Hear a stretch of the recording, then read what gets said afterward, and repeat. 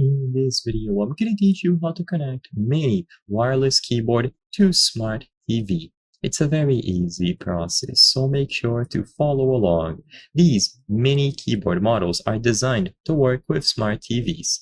You can connect them wirelessly by following the instructions that I give you in this video. Keep in mind that basically all of these mini keyboards do not have Bluetooth.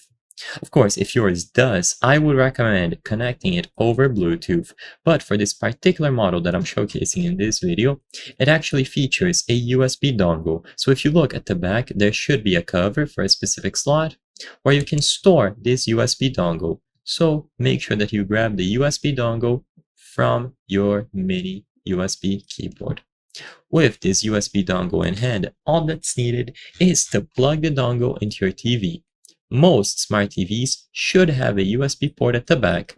If yours doesn't, then you will have to look into getting an adapter or alternative means of connecting the mini keyboard, either a different model or a different connection type. For this one in particular, you will plug the USB dongle, and after this is done, it's as simple as powering it on. So the power switch is going to be at the top, next to the port. Make sure that you switch it into the on position. So if it is currently set to off, set the power switch to on.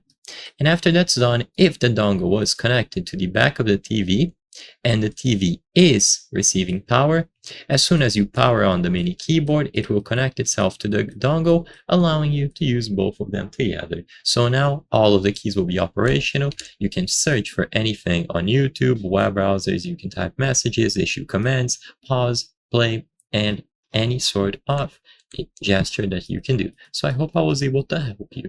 If this video helped you, please consider subscribing. As you can see, according to our channel metrics, 83% of the people watching our videos are not subscribed. By subscribing, you can help us make higher quality videos. Thank you for watching, and I'll see you on the next one.